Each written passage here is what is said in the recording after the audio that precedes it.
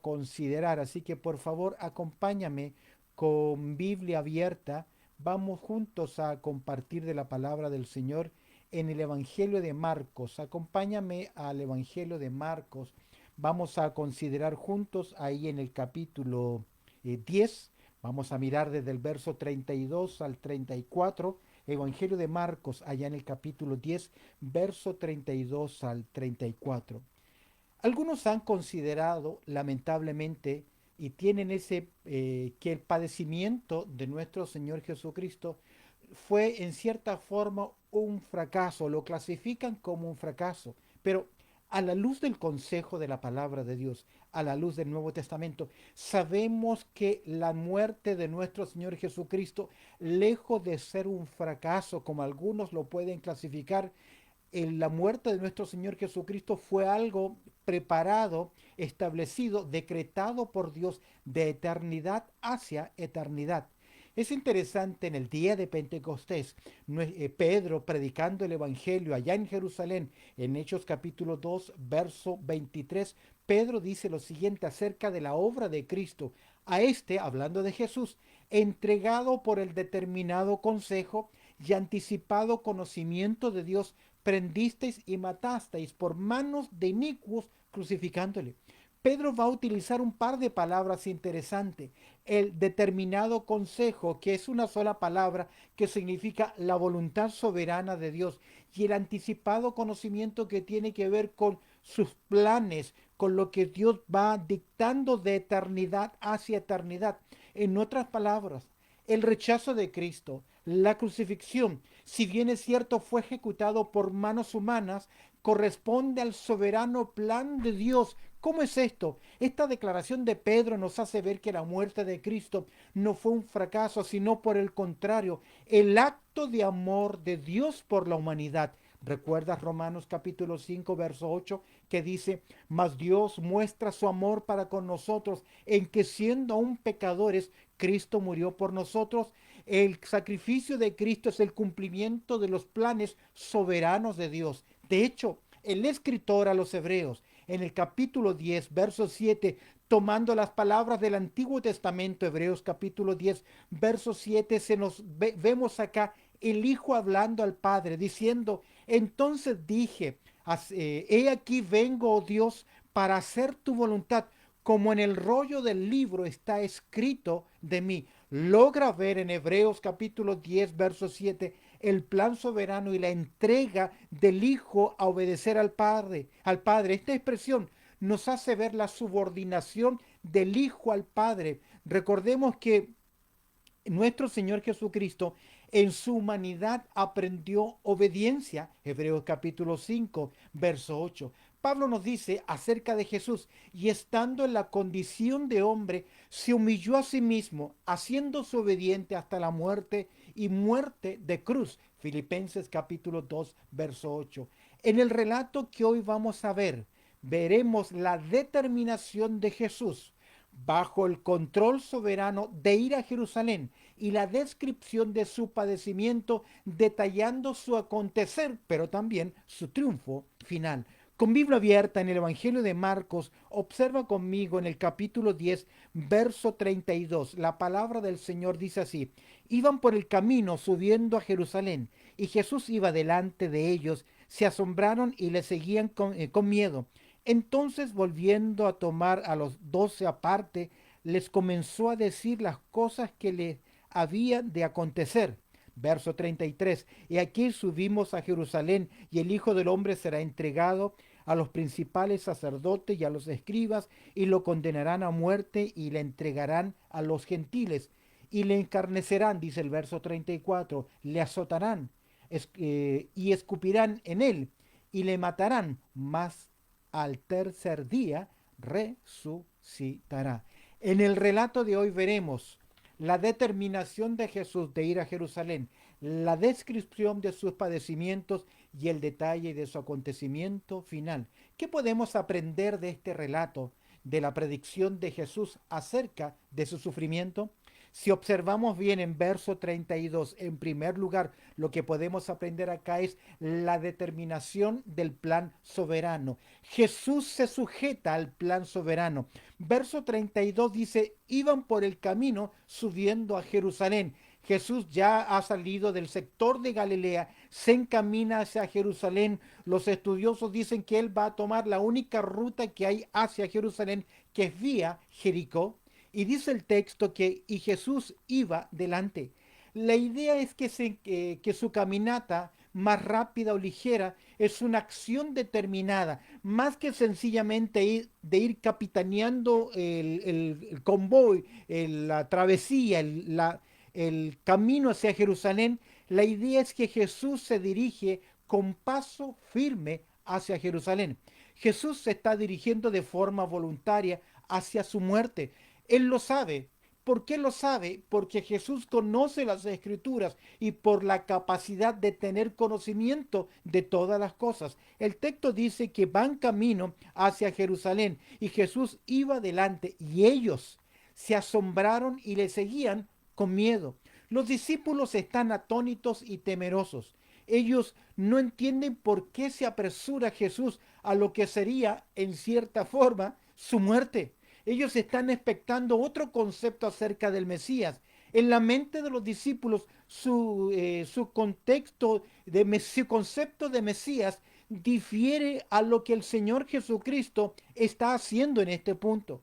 Con el fin de preparar Jesús a sus discípulos, les va a otorgar detalles de lo que va a acontecer prontamente ya en Jerusalén. Vemos en primer lugar la determinación del plan soberano. Conociendo Jesús lo que va a acontecer en Jerusalén, con paso firme se dirige hacia aquel lugar. Los discípulos le siguen, están sorprendidos, van preguntándose por qué, ya que el concepto que ellos tienen del Mesías, del reino, es completamente diferente a lo que ya Jesús les ha declarado. Observemos en segundo lugar, no simplemente la determinación del plan soberano. Al mirar el verso 32, la segunda parte, podemos ver la descripción que hace Jesús acerca de sus padecimientos. Déjame decirte algo y lo podemos comparar en el Evangelio de Marco. Esta será la tercera vez y la última vez que el Señor provee información detallada a sus discípulos de su muerte y también de su resurrección. Si tienes tu Biblia abierta en el Evangelio de Marcos, allá en el capítulo 38, podemos observar el verso 31 que dice lo siguiente, Marcos 8:31. Comenzó a enseñarles que le era necesario al Hijo del Hombre padecer mucho y ser desechado por los ancianos, por los principales sacerdotes, por los escribas y ser muerto y resucitar después de 3 días. La descripción de lo que va a ocurrir con Jesús es precisa. Segunda información, capítulo 9, verso 31.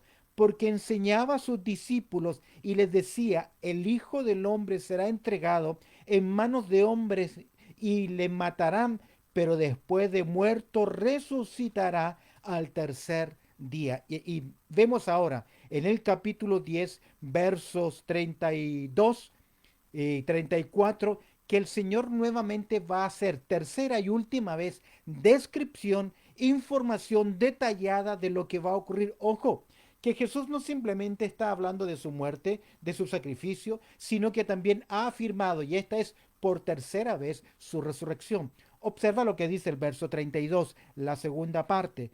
Veamos nuevamente el texto. Iba por el camino y subió a Jerusalén y Jesús iba delante y ellos se asombraron y le seguían con miedo. Observa el verso 32, parte siguiente. Entonces, mira lo que dice el texto. Entonces, camino a Jerusalén, junto a sus discípulos, volviendo a tomar a los 12 aparte. Los 12, ¿por qué los 12? Hay una gran multitud que sigue a Jesús, pero Jesús está interesado en la formación de los discípulos. Recuerda que ellos entrarán al segundo plano, pregonar, ser testigos de la obra que el Señor Jesucristo a pocos días, a poco tiempo, él haría. Entonces, volviendo a tomar a los 12 apartes, les comenzó a decir, ¿ves la idea? Entonces comenzar a decirles las cosas que le habían de acontecer. Si nos adelantamos a los acontecimientos, podemos ver la reacción de los discípulos después de la entrega, después del castigo, después de la crucifixión y después de la sepultura de Cristo. ¿Qué ocurrió con los discípulos y con la información que ellos tenían? Lejos de asimilarla, lejos de creerla, ya que Jesús cuando resucita reprocha a sus discípulos su incredulidad. Ojo, que si ellos no hubiesen tenido estos detalles que Jesús por tercera vez les ha dado, ¿cuál sería entonces la reacción de ellos? Muchos abandonaron, muchos iban de regreso, otros volvieron a sus proyectos familiares o empresariales y no creyeron las palabras del Señor Jesucristo. Esto es lo que ocurre con nosotros cuando pensamos que sabemos que Dios es soberano y luego cuando vemos su mano y nos ocurren cosas, comenzamos a dudar, a desconfiar. Eso es lo que ocurre. A veces tenemos esa información de la palabra de Dios, lo que debemos hacer, pero deliberadamente hacemos lo contrario, actuamos en incredulidad. Ahora, los discípulos conocían el Antiguo Testamento, conocían las profecías tocantes al Mesías, conocían sobre su sufrimiento, pero como ellos desde su niñez asistieron a las sinagogas, los rabinos cuando interpretaban las escrituras lo hacían erróneamente al considerar que el reino del Mesías solamente era un reino político revolucionario. A través de esta mala interpretación del Antiguo Testamento, eso pesaba en la mentalidad de los discípulos y ellos no logran ver, no logran entender, comprender la clara enseñanza o declaración de nuestro Señor Jesucristo acerca de su sufrimiento. De hecho, Jesús muchas veces corrigió la errónea preparación y la errónea enseñanza de los líderes religiosos. Ahora, es interesante que Lucas en el capítulo 18, verso 31, dice lo siguiente, hablando acerca de la preparación para los discípulos, tomando Jesús a los 12 en el relato paralelo de Lucas capítulo 18, estoy en verso 31. He aquí, dice, tomando Jesús a los 12, les dijo, he aquí subimos a Jerusalén y se cumplirán todas las cosas escritas por los profetas acerca del Hijo del Hombre. ¿No las conocían los discípulos? Claro que sí, eran conocidas y enseñadas en las sinagogas, pero como decía, los maestros, los rabinos habían torcido la interpretación, habían espiritualizado los textos de tal forma que la interpretación, el concepto que ellos tenían del reino era completamente equivocado y vago. La muerte del Mesías fue prometida en el Antiguo Testamento, no en términos vagos y generales, sino de una manera muy específica. En Isaías 53 claramente leemos que el Mesías, después de morir, de sufrir, verá el fruto de su obra y quedará satisfecho. ¿Cómo podía ver el fruto de su obra, de su muerte, de cargar los pecados de la humanidad? Únicamente por medio de la resurrección. Ahora observa, al declarar nuestro Señor Jesucristo los detalles, la descripción de su muerte, nos habla en primer lugar del escenario. Verso 33. He aquí subimos. ¿A dónde? Dice el verso 33. A Jerusalén. Jesús tiene pleno conocimiento de los detalles. Él sabe el lugar específico. Es por eso que hablamos del escenario. Si Jesús sabía lo que había en el corazón de las personas, a dónde estaba el pez para con la moneda, la condición de la mujer samaritana, de los hombres que tenía en su vida. ¿No sabía también Jesús el lugar exacto de su muerte? Pero con paso firme, el escenario, le dice Jesús, vamos a Jerusalén. Los discípulos saben que en Jerusalén deben celebrar la Pascua. Lo que ellos no saben que el cordero de esa Pascua sería la persona de Cristo Jesús y sería la última vez que debía celebrarse la Pascua porque ya se había consumado el Cordero Pascual, la persona de Cristo Jesús. Vemos entonces el escenario. Jesús no simplemente habla de Jerusalén, el lugar, la localidad, el escenario, sino también de la acción, la entrega. Observa lo que dice el versículo 33. Y aquí subimos a Jerusalén y el Hijo del Hombre. Este título mesiánico es importante, guarda relación, con Daniel capítulo 7, verso 13 al 14. Es un título mesiánico y de las 89 veces que aparece en los evangelios, siempre salió de labios de nuestro Señor Jesucristo, ya que esta expresión, el Hijo del Hombre, que solamente sale de los labios del Señor Jesús, describe su acción viniendo del cielo a la tierra, como el Mesías viniendo del cielo a la tierra a cumplir su voluntad. ¿Recuerdas que Jesús dijo que el Hijo del Hombre vino a qué? A buscar y salvar lo que se había perdido. Solo hay una ocasión donde la expresión Hijo del Hombre no sale de los labios de Jesús, sino que en el libro de los Hechos sale de los labios de Esteban y fue la última vez, y luego él fue muerto por lapidación. Ahora, mira la entrega, y el Hijo del Hombre, el Mesías, título que describe a Jesús como el viniendo del cielo a la tierra, como Daniel 7:13 lo describe, y el Hijo del Hombre será entregado. Esto describe un acto de deslealtad, una traición, una entrega traicionera. Uno de sus discípulos, el hombre de más confianza, entregaría al Señor Jesucristo falsamente, lo entregaría, lo vendería por 30 monedas, identificándolo con un falso beso a nuestro Señor Jesucristo. Sin duda alguna, esta entrega se refiere a Judas, quien traicionó a Cristo ante las autoridades judías por solo 30 monedas de plata, lo que valía en la antigüedad un esclavo. Pero ojo, Zacarías capítulo 11, verso 12, claramente dice, pasarán por mi salario y pesarán por mi salario 30 piezas de plata. Zacarías en el Antiguo Testamento ya iba anunciando lo que ocurriría. Salmo 41 describe la traición de aquel que vendería a Jesucristo. Observa el escenario. Observa la entrega. Será entregado a los principales sacerdotes y a los escribas. Sabemos por Juan capítulo 1, verso 11, que Jesús vino a lo suyo.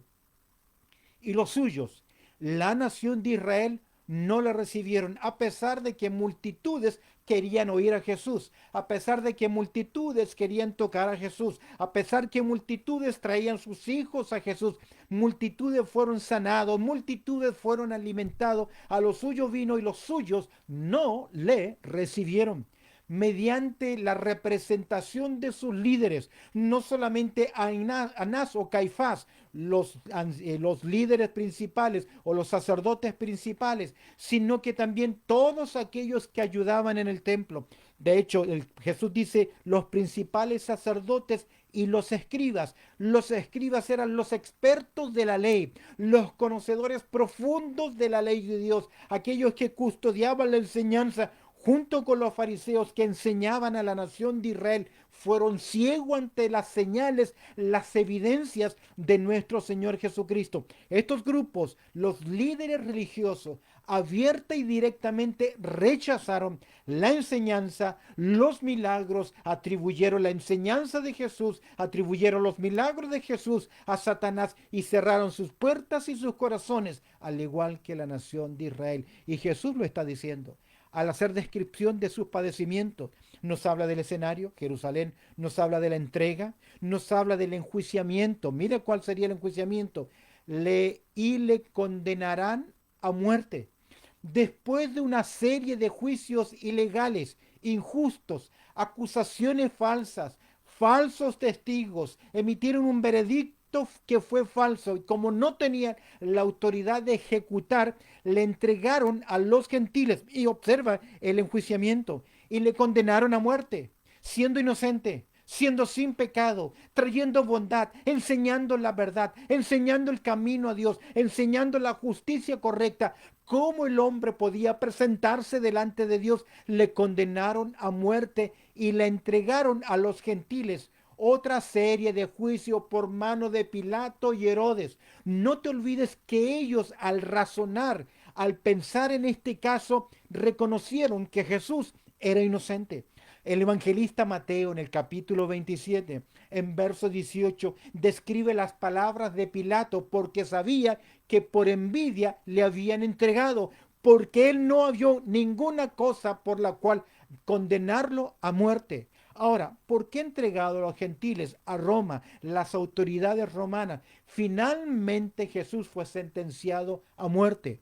Marcos en el capítulo 15, verso 15 dice lo siguiente, y Pilato queriendo satisfacer al pueblo, no hacer justicia, no hacer lo que es correcto, no aceptar también la voz de Dios que había hablado a su mujer diciéndole es un hombre inocente. Marcos 15, 15 dice, y Pilato queriendo satisfacer al pueblo, le soltó a Barrabás y entregó a Jesús después de azotarle para que fuese crucificado. Wow. Mira la descripción detallada de los padecimientos, no simplemente la determinación al plan soberano, Jesús va a Jerusalén, sino que la descripción de sus padecimientos. Vemos el escenario, vemos la entrega, vemos el enjuiciamiento. Observa el verso 34, la ejecución. ¿Cómo comienza el verso 34?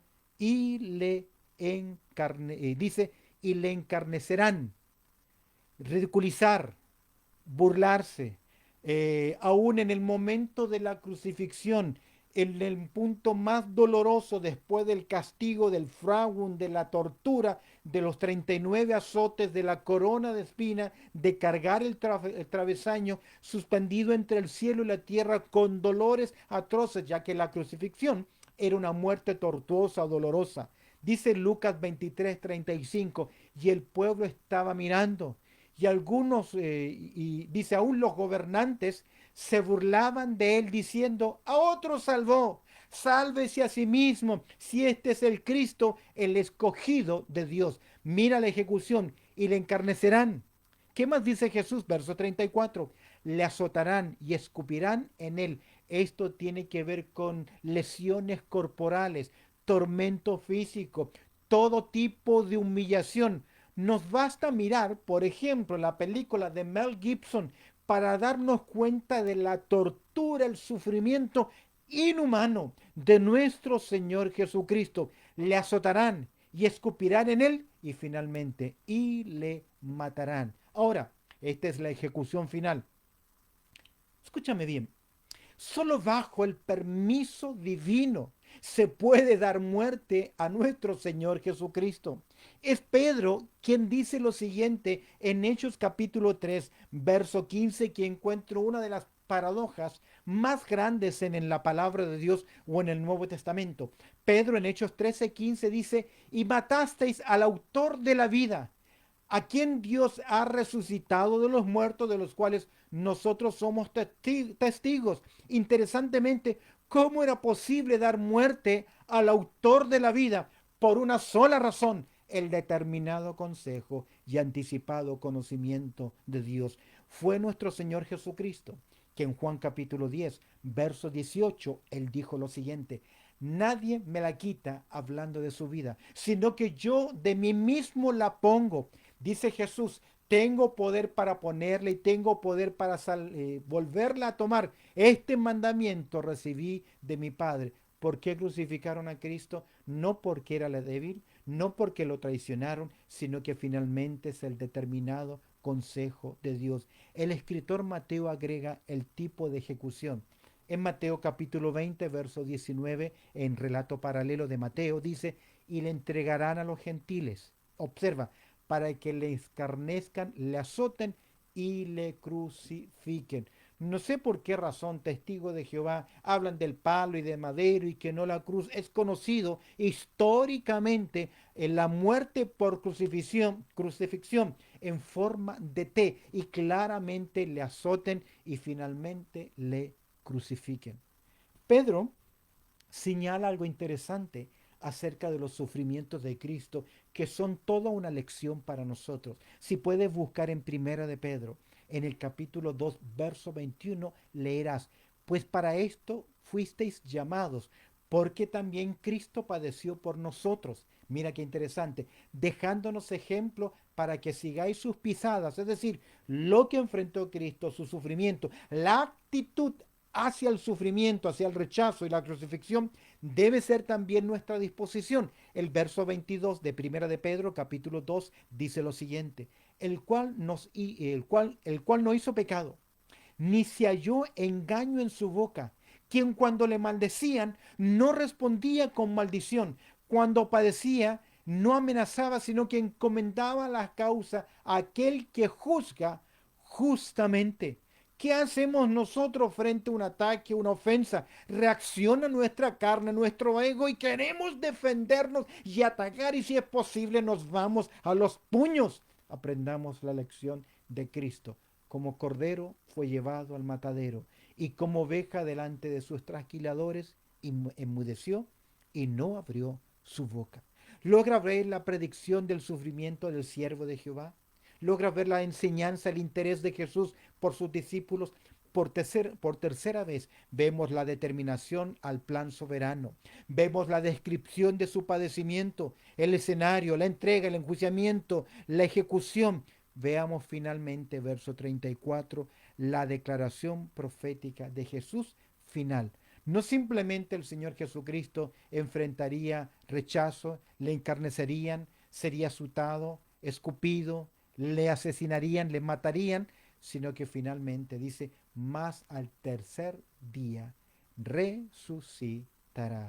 Jesús no solo compartió de sus padecimientos, sino que también anticipó el triunfo final, la resurrección, tal como lo decía la profecía de Isaías en el capítulo 53, verso 11, Isaías que habla del siervo sufriente de Jehová, dice lo siguiente, verá el fruto de la aflicción de su alma y quedará satisfecho. En el Evangelio, escúchame bien, no simplemente es la muerte de Cristo en la cruz. No es un crucifijo lo que presentamos. No es un Cristo que quedó sepultado bajo la tierra, sino que gloria a Dios, aleluya, al tercer día, nuestro Señor Jesucristo resucitó. Recuerda las palabras de Jesús a sus discípulos, por cuanto yo vivo, vosotros también viviréis. Pablo, defendiendo la enseñanza de la doctrina de la resurrección de Cristo, en 1 Corintios capítulo 15, dice lo siguiente en verso 20, mas ahora Cristo ha resucitado de los muertos, primicia de los que durmieron es hecho, porque por cuanto la muerte entró por un hombre, también por un hombre la resurrección de los muertos, porque así como en Adán todos mueren, también en Cristo todos serán vivificados, pero cada uno en su debido orden. Cristo, la primicia, luego los que son de Cristo en su venida. Gloria a Dios. Nuestro Señor Jesucristo no dejó a sus discípulos a ciegas con respecto a las cosas que vendrían. Pero detengámonos por un momento. Pensemos. Si tú conoces el resto y lo veremos en nuestro próximo estudio, vamos a ver cuál fue la reacción de los discípulos. ¿Cómo tomaron ellos esta declaración? Ya Pedro anteriormente había dicho que nada de esto te acontezca. Es imposible que tú mueras, vayas a la cruz. El Señor le dice, apártate de mí, Satanás, porque no pones la mira en las cosas de Dios, sino en las de los hombres. Al escuchar todo lo que el Señor Jesucristo hizo por nosotros, humanarse, hacerse hombre, sufrir dolores, la muerte, entregar, cargar mi copa, morir por mí, tomar, pagar mi precio en la cruz. ¿Qué es lo que nosotros debiésemos hacer entonces por Él? ¿Cómo tomaron ellos esta declaración? ¿Pensaron en Jesús los discípulos o en su propio beneficio? ¿Cómo les afectaba a ellos? Vamos a ver la conversación entre Jacobo y Juan, hijo de Zebedeo, y los que ellos van a decir, Señor, en tu reino queremos sentarnos uno a la derecha y otro a tu izquierda, concédenos eso. En vez de pensar en el dolor, en sufrimiento, en lo que Cristo haría, están pensando en su comodidad. ¿Pensaron en Jesús o en sus beneficios? ¿Cómo me afecta esta verdad, lo que hoy consideramos la obra consumada, lo que Él sufrió? ¿Cómo me afecta en mi vida? ¿Me mueve a amarle más? ¿A dedicarme a Él? ¿A ser un mejor siervo? Cuando hablamos de servicio, no estamos hablando de que tienes que predicar o tienes que enseñar. Hay tantas otras áreas de servicio dentro del pueblo del Señor que debemos hacer, que el Señor nos dé sabiduría y sensibilidad al considerar la conclusión de este tema en la predicción del sufrimiento del siervo de Jehová. Bendito Padre Celestial, Te damos gracias, Señor, por tu amor, también por tu cuidado, por esta linda oportunidad que nos concedes de poder tener este tiempo especial, Señor, de estudiar tu palabra. Te pido, Señor, que lo que hemos considerado pueda ser de ánimo y bendición para tu pueblo. Recibe tú la gloria y te doy gracias, Señor, orando y pidiendo, Señor, que nos ayudes a ser sensibles, que busquemos con humildad hacer tu voluntad, honrar tu santo nombre y ser siervos y siervas tuyas, Señor, para tu gloria. En Cristo Jesús oramos. Amén y amén.